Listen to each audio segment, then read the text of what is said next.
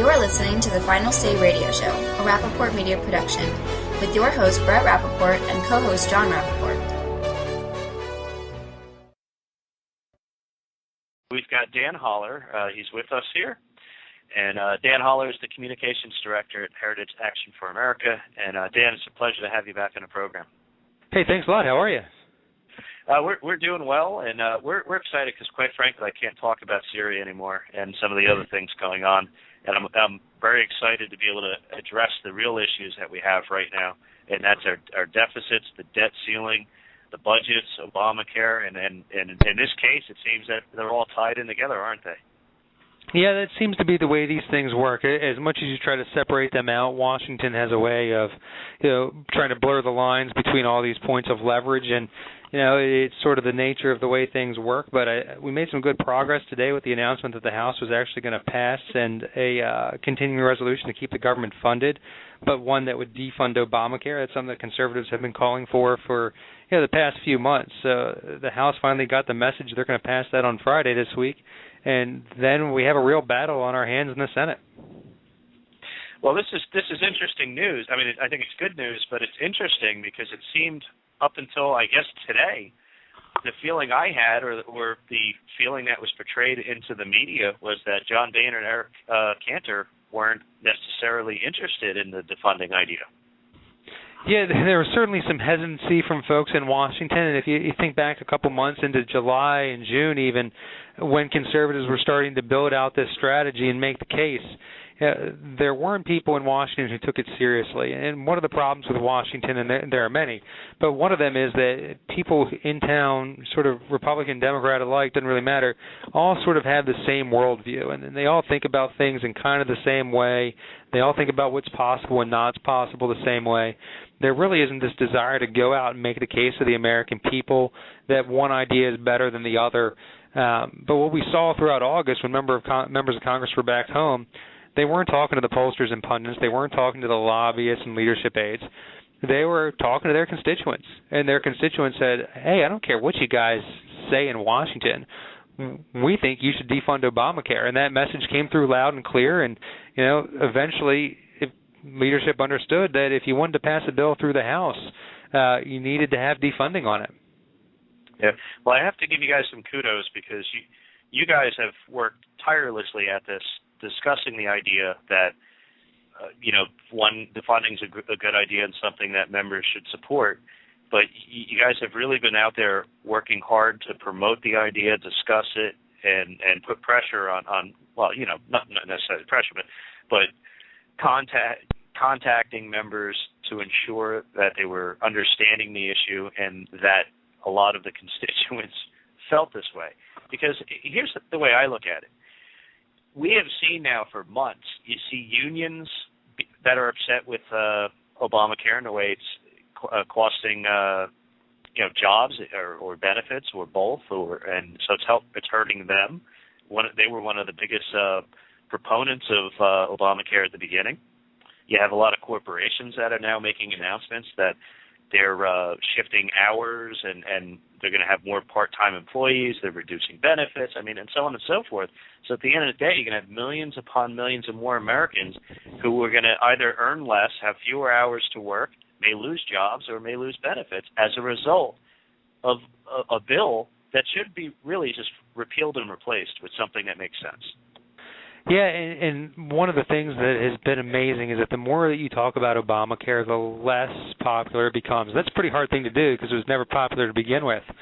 But what we saw over July and August and now into September is that even Syria really couldn't take the momentum away from this defund push. It's because people are learning about Obamacare. They're saying, this isn't something that's going to happen 2, 3, 4 years from now.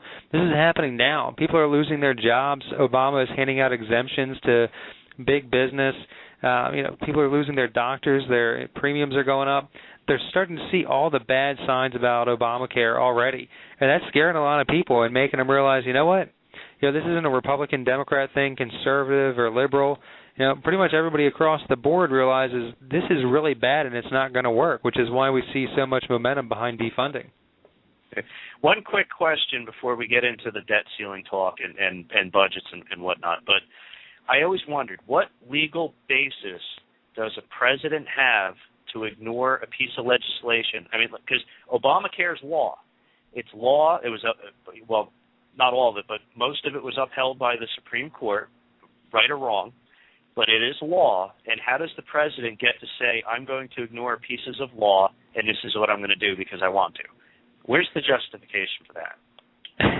As far as I can tell, there is none, and there are certainly a lot of folks who think that the arbitrary decisions he's made are completely illegal.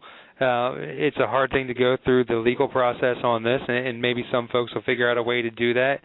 But more than anything else, it really served as a wake-up call to the American people that even the Obama administration, this is their signature legislative achievement. Even they think that the law isn't going to work and isn't ready for prime time. And I mean, if you need any other reason to deny funding to this law for the next year, I don't know what it is. But the fact that the guy who signed it in there and it's named after him doesn't think it can work should be a signal enough that we shouldn't be funding it anymore.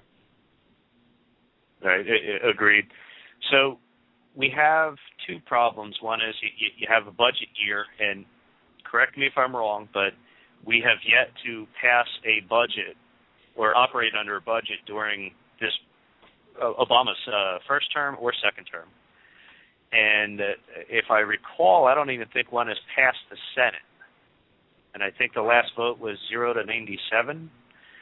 And so that would be the first thing. And then the next thing is we have the debt ceiling talks, because I don't know how we haven't passed the debt ceiling limit already, because that part doesn't make sense to me either. But would the Republicans get into trouble making the stance that, listen, if you want the debt ceiling raised, then we want Obamacare defunded or repealed or whatever, and we want these spending reductions, period, and we're willing to let you shut down the government if do so? Is there danger in doing that? What are the risks? Would the American people blame the Republican Party? Would they blame conservatives? What are your feelings on these?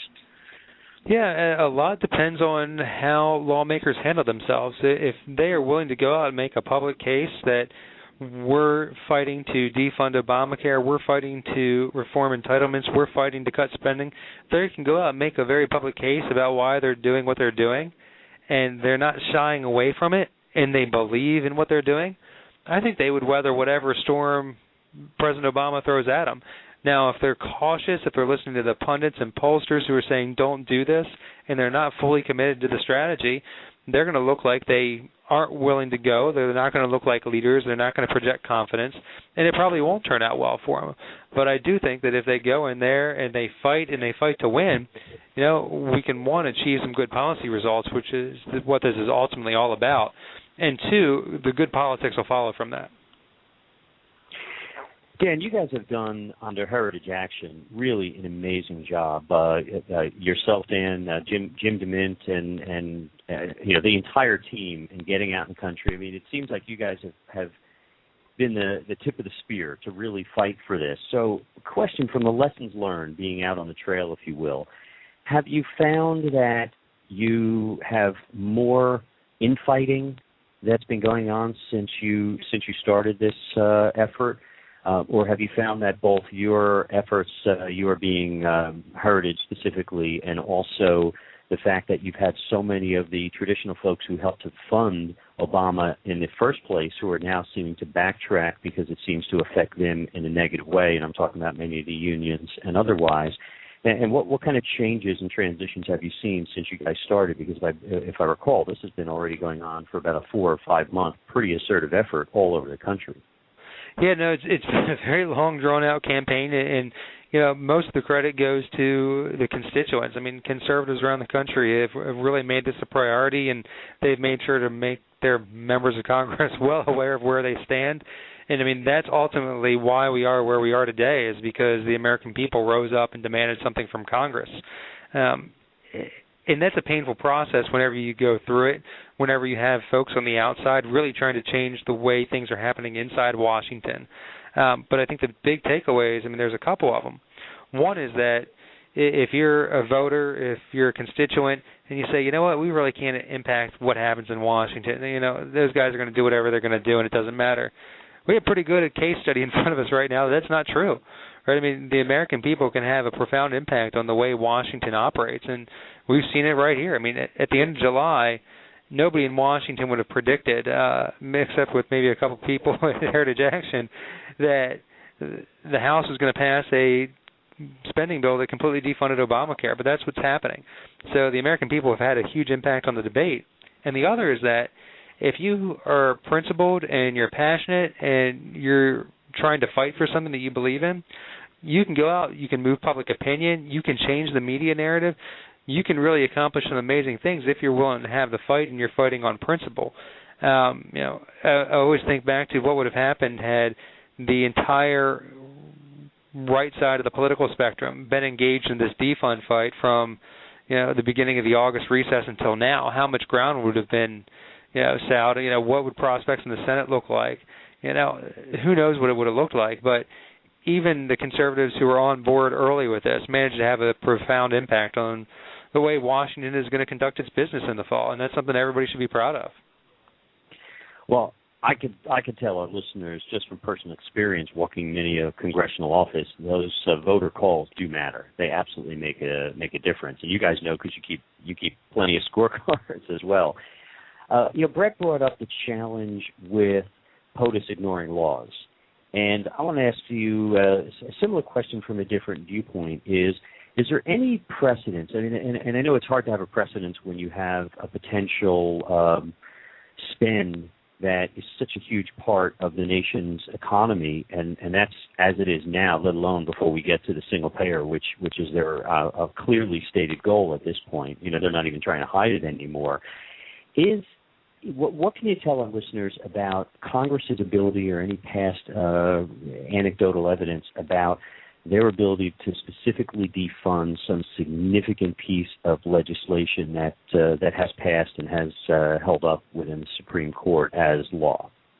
Yeah, I think we're treading new ground here, and one of the reasons that we are forced to tread new ground is because on October 1st, Obamacare enrollment starts. So you're going to have people signing up for the Obamacare exchanges, and then on January 1st, subsidy money is going to start flying out the door. The Medicaid expansion money is going to start flying out the door.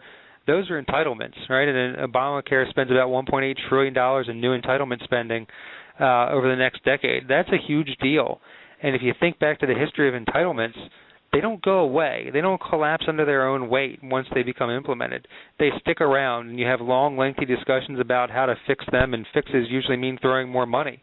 Which is the opposite of what we need to do. I mean, really the only time that we have sort of as a comparison of when an entitlement was clawed back was the catastrophic Medicare coverage back in the 1980s, and that happened before it went into effect. So, once entitlements go into effect, it's a whole new ball game, which is why we're being forced to go down the defunding strategy to make sure that money doesn't start flying out the door. I think it's very important, and people need to be reminded how $15 or $16 trillion has been wasted trying to solve poverty, and it really hasn't done much to solve poverty. Investments in business have. I want to take you way east, Dan, if I may, and you may have read about this, but in the Netherlands, we've seen yet another trend. It's funny, under Obama, we keep hearing the comparisons rightfully made within your organization and others about how America is becoming more like a socialist Europe. But now you're starting to see as so many of these countries have really faced failure. They've seen declining birth rates. They've seen high tax rates. They've seen unfunded unfunded liabilities that they know will bury their countries. So you have, after a couple of recent strong conservative votes on the fiscal side, Netherlands King Willem-Alexander just came to his people and said something we always talk about on this show, is it's about responsibility. People have to participate in the society, and participate doesn't mean you just stick your straw in the pool and you drink at will without ever contributing. So I just wanted to bring that up and get your opinion and see if you guys have been following to a large extent what's happening in some of these other countries. And second, are there some good lessons learned here, if for no other reason, and is maybe how to present a message of pointing out the failures of going down the path that we're so rapidly heading down? No, it's a great example. I hadn't heard it before, and you know how much information is out there, so it's something I haven't heard of and certainly look more into. But the overall point, I think, is exactly right, is that we've done a terrible job, especially as conservatives, explaining why the welfare state is bad, aside from how much money it costs. You know, we try to go in and explain how it makes people reliant on government and how they become dependent and they don't, really try to lift themselves up. Now, that doesn't go far enough. We really need to go and explain how the welfare state is actually hurting individuals that it's supposed to help, and make the compelling case that, you know what, this isn't your destiny. And I think the minimum wage thing is a great example of this in my mind, because the folks who advocate a constantly upping of the minimum wage always say, well, people have to be able to live on this. And our response should be, this is an entry-level job. We don't want you stuck in an entry-level job. We want to have an economy where you can move out of that entry-level job into the next step and then get into management and then go on so you're in a spot where you can own your own business if you want to, and really present people a path to where they can become self-sufficient, not stuck in a minimum wage job, an entry-level job. I mean, I think that's our challenge, and if we can win that and we can make those arguments and explain them well to folks, I think the country has a bright future. Yeah, I think the answer is that, we strongly believe in the idea of free market in all realms. It does work in any type of market, and we have to explain what free markets are, how they could be implemented, and how it works. And that's really the answer, because I'm looking at different storylines over the last week. One of them's in New York City, and other places outside of Manhattan, you have rents that are incredibly high now, and the average person in that area, places like Brooklyn, can't afford to live there anymore, and so they're complaining. And the problem is, though, you have artificially deflated interest rates, controlled by the Fed, and if the markets were allowed to operate properly, then people wouldn't be getting the types of rates they were, and people wouldn't be able to charge the rents that they do, and so on and so forth, because it wouldn't be like this imaginary, misguided economy. And then people who could, things would adjust properly is what I'm saying. And it's the same thing applies to Obamacare. You have certain costs that are increasing in medical services. If people were paying for them directly without having, government subsidies or insurance companies having a step in and whatnot, then places could only charge what people could pay, or they wouldn't be able to perform the services anymore, and they would go out of business. They would have to adjust somehow. But when you keep pumping stuff up, just like we pumped up GM and some of these failed solar companies, we keep messing with the free market. And at the end of the day, the companies usually end up bad anyway, or worse, or just as bad. And we're on the hook for $10 million here, a couple billion there, $1 trillion. You don't know what it is, but it just doesn't work. And we really need to sell that. We have to somehow make it clear to the people: look, we've done this. Here are the examples. It didn't work. These are where we actually used free market principles, and they did. It's great. Let's do it. Yeah, it's certainly not anything that can be done overnight, and I think that's the frustration that a lot of folks have, especially in Washington, and the politicians who are sort of on this really tight time frame, and they have the polls coming in every couple months to see where they are, using polls as opposed to going out and talking to your constituents sometimes.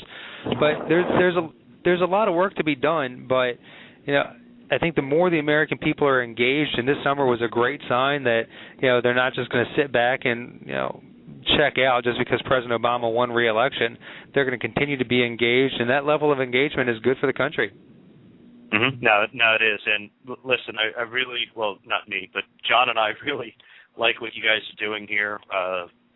We like the fact that you will continue to work on these issues, not just Obamacare, but the debt ceiling and budgets and spending issues and anything else important that comes up. And we'll support you guys on it. We appreciate, Dan, that you come and join us whenever you're able to, and spend the time that you do explaining the things to our listeners. Yeah, thanks a lot. Appreciate it. All right. Take it easy, Dan. All right. Folks, you can go to heritage.org, and then you can go to heritageactionforamerica.org and check out all that stuff.